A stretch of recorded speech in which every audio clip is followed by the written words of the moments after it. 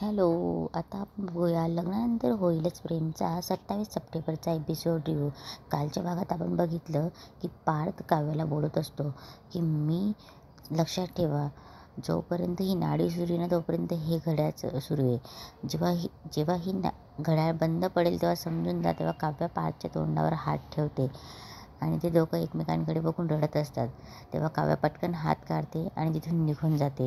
इकडे वसू फोनवर कोणाशी तरी बोलत असतो की मी सांगितलंय तसं करा, मला त्या नंदिनीला चांगलं सरप्राईज द्यायचं आहे. तेव्हा वसू बोलते फोन ठेवल्यावर, आता फासे चांगलेच फिरतील. तेवढं तिथे रम्या येते आणि बोलते, कसले फासे आई, काय चाललंय ग तुझं हे एकट्या एकट्यात काय सुरू असतं. तेव्हा वसू बोलते, पहिले दरवाजा बंद कर आणि आत ये. तेव्हा तेव्हा रम्या बोलते की काय तू काही सांगत नाही, आता तू सगळं एकटं करायचं ठरवलं आहेस का. तेव्हा वसू बोलते की एकटे नाही, पण काम झाल्याशिवाय बोबाटा करायचा नाही हे ठरवलं आहे. तेव्हा रम्या बोलते, म्हणजे मला सांगितल्यावर बोबाटा होणार आहे का. आई, सतत तू या माणसाशी बोलते, का बोलते, कशासाठी बोलते, मला काहीच सांगत नाही आहेस तू, मला सांग कोण आहे हा माणूस. तेव्हा वसू बोलते, 2 दिवस, फक्त 2 दिवस थांब. तेव्हा रम्या बोलते, काय चाललं आहे तुझं 2 दिवस थांब म्हणून, तुझं काय चाललं आहे काय नाही, इथे मी सतत युगचं कसं काय करायचं हा विचार करते आणि तुझं काय चाललं आहे गं हे एकट्यात. तेव्हा वसू बोलते, युगचा विचार करू नकोस, युगचा विचार मी ऑलरेडी केला आहे. उद्या तेव्हा रम्या बोलते म्हणजे. तेव्हा वसू बोलते, उद्या निकाल लागेल. तेव्हा रम्या बोलते, काय. तेव्हा वसू बोलते, हो, उद्या घरात इतका मोठा राडा होणार आहे ना. इथे काव्या गेस्ट रूममध्ये येते आणि ती पार्थची एक गोष्ट मिस करत असते.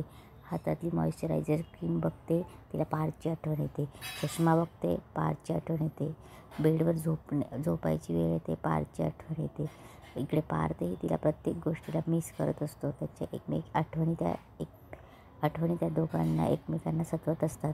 इकडे काव्या एसीचं रिमोट घेते तरी तिला पार्थची आठवण येते आणि इकडे पार्थही एसीचं रिमोट घेतो तर त्यालाही काव्याची आठवण येते.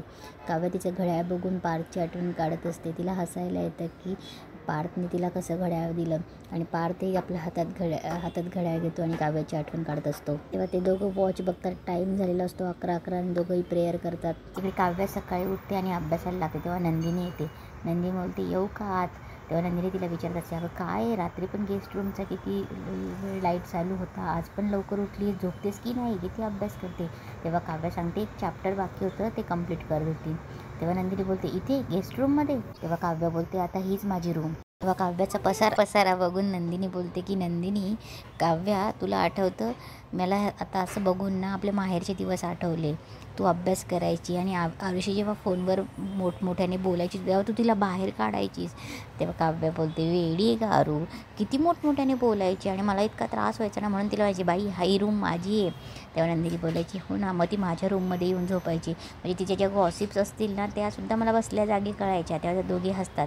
तेव्हा नंदिनी बोलते, काव्या पण जेव्हा तुला डिस्टर्ब व्हायचं म्हणून तू आरुषीला रूमच्या बाहेर काढायची, पण तू कधी रूम सोडली नाहीस. तेव्हा काव्या जरा शांत होते. तेव्हा नंदिनी बोलते, नाही म्हणजे मी बघते इथे तुझं सामान आहे, तुझी बॅग आहे, इथे काय राहायलाच आलीस की काय.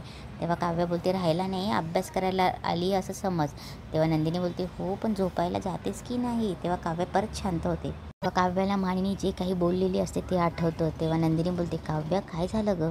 तेव्हा काव्या थोडीशी गडबड गोंधळते आणि उठते आणि बोलते, काही नाही गाई, तिथे मला डिस्टर्ब करायला आरुषी होती, इथे टॉप 30 आर्किटेक्टपैकी एक आहेत, काही नाही गं, नुसते बायकांसारखे बडबड. तुम्हाला वाटत असेल झोपल्यावर तरी मला डिस्टर्ब होणार नाही, पण सतत त्यांचा घोरण्याचा रणगाडा सुरूच. तेव्हा काव्या बोलते, मेन गोष्ट म्हणजे कशी, मी आरुषीला सांगू शकत होती की बाहेर जा, तुझ्या बडबडीचा मला त्रास होतो आहे, पण आता ह्या घरात, आमच्याच घरात मी आमच्या बेडरूममधनं पार्थला कसं बाहेर काढू.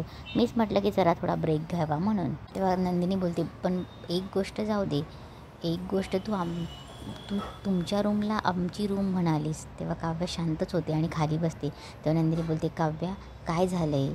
तेव्हा काव्या बोलते, काही नाही. तेव्हा नंदिनी बोलते, नाही काहीतरी झालं आहे, तू कव्हरअप करायचा प्रयत्न करू नकोस. तेव्हा काव्य बोलते, काही नाही का ताई. तेवढ्यात पार्थ कॉफी घेऊन येतो. तेव्हा बोलतो की अरे वा, जावा गप्पा मारतायत.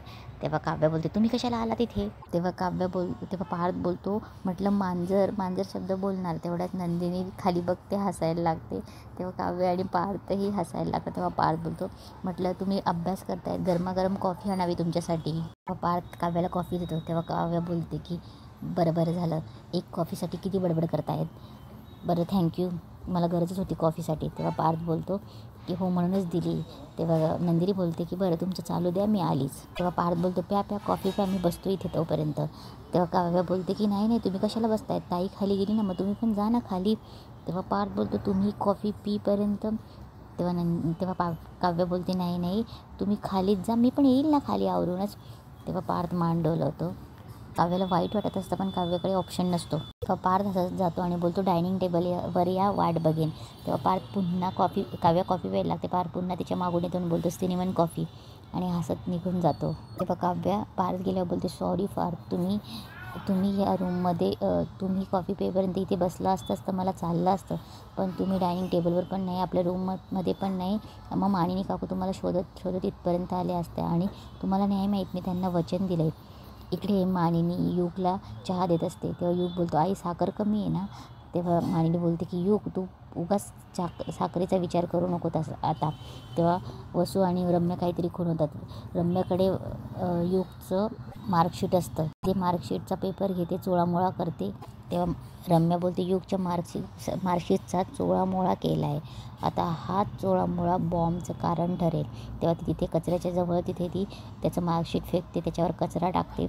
इकडे मानिनी युगला पुढचं प्लॅनबद्दल विचारत असते आणि बोलते की तुझं जेव्हा इच्छा होईल ना तोपर्यंत राहा व्यवस्थित. तेव्हा रम्या आणि वसू मुद्दामच डायनिंग टेबलवर वस्तू ठेवत असतात, पुढे पुढे करत असतात. तेव्हा मानिनी बोलते की किचनमधली सगळी कामं आटपली आहेत. तेव्हा वसू बोलते की मानिनी एक रिक्वेस्ट करू का तुला. अगं पावसाळा संपून उन्हाळा सुरू व्हायला लागला आहे, खूप उकडतं गं, तर मी 2च मिनटं AC समोर उभं राहून येऊ का, लगेच कामाला लागते. तेव्हा मानिनी बोलते तुम्हाला माहिती ना आपल्या घरात सगळ्यांना वेळेवर जेवण लागतं. उगाच आपलं काहीतरी. इकडे मिथून फोनवर बोलत येत असतो. फोनवर बोलून जरा नंदिनी बोलते की अरे मिथून काका कोणाला अभिनंदन करताय. तेव्हा मिथून बोलतो माझा मित्र आहे ना, त्याची पोरगी MBBSला टॉप आली आणि नेमका तोच विषय असतो. तेव्हा युग मिथून काकांकडेच बघत असतो. तेव्हा मिथून बोलतो मग तिचंच अभिनंदन करत आहो, I like this. By the way युग तू MBBSला आहे ना. नो नो नो माय मिस्टेक, तू MBA करतो आहेस ना. परीक्षा देऊन तर खूप दिवस झाले ना. अरे मग रिझल्ट कधी आहे. अरे बाबा किती दिवस झाले घरात पार्टी नाही. तेव्हा मानिनी विचारते काय रे युग. तेव्हा युग बोलतो की अहो काका अजून रिझल्ट लागला नाही ना. तेव्हा मिथून बोलतो असं कसं. तेव्हा युगला टेन्शन येतं, नंदिनीला काहीतरी वाटत असतं. तेव्हा वसूमध्येच बोलते असं कसं की लपून ठेवतोयस. नाही नाही मला असं म्हणायचं होतं की तुझ्या वयाची मुलं आजकाल लपवालपी करायला लागलेत ना म्हणून म्हटलं. नंदिनी बोलते युग सेन्सिबल आणि सिन्सिअर मुलगा आहे, तो कशाला काही लपवेल. तेव्हा मिथूनही सपोर्ट करतो की मला नंदिनी तू बरोबर बोलतीयस, तो इतर मुलांसारखा नाही हो, त्याच्या संस्कार आहेत, आईवडिलांचे संस्कार आहेत, माझे संस्कार आहे, उगाच आपल्यासारखं दुसऱ्याला समजू नका तुम्ही. मानिनी बोलते मिथून भाऊजी कावीळ झालेल्या लोकांना समोरचे जगही पिवळंच दिसतं, काय करणार.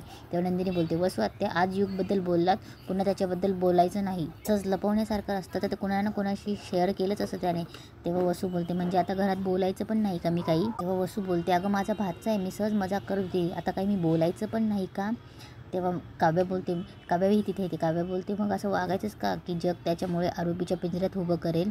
तेव्हा रम्या बोलते सगळं जग नाही फक्त ही नंदिनी असे प्रश्न विचारते ज्याच्यामुळे माझी आई अडचणीत येईल. कसं आहे ना रम्या, तुझी आई स्वतःसाठी खड्डा करते आणि स्वतःच खड्ड्यात पडते, त्यामुळे माझ्या नंदिनी ताईला दोष द्यायची गरज नाही. तेव्हा रम्या बोलते आली बहिणीची बाजू घ्यायला आलीस.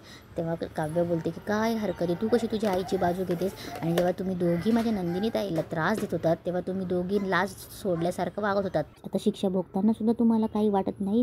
तेव्हा वसू बोलते काव्या नीट तोंड सांभाळून बोल, वयाचं भान ठेवून, माझी लाज काढतेस. तेव्हा काव्य बोलते काढणार, 100 वेळा काढणार, कारण की मला वाटलं होतं शिक्षा भोगल्यानंतरही तुम्हाला काहीतरी फरक पडेल, ती पण सुधारणा दिसत नाही. तेव्हा रम्या बोलते अच्छा म्हणजे तुझ्या आणि तुझ्या बहिणीची हंजी केली मग आमच्यात सुधारणा झाली असं समजतेस का तू. तेव्हा रम्या बोलते हे बघ काव्य आम्ही आमची शिक्षा प्रामाणिकपणे भोगतोय. तेव्हा काव्य बोलते ओ प्लीज, प्रामाणिकपणा हा तुमच्या तोंडी शोभत नाही रम्या, काय तर म्हणे प्रामाणिकपणे शिक्षा भोगतायत, वाटेल ते बडबड बंद कर रम्या. तेव्हा हे मानिनी ऐकत असते पण मानिनीला काव्यावर राग असतो म्हणून मानिनी बोलते बास आणि आवाज खाली. तेव्हा सगळे मानिनीकडे बघायला लागतात.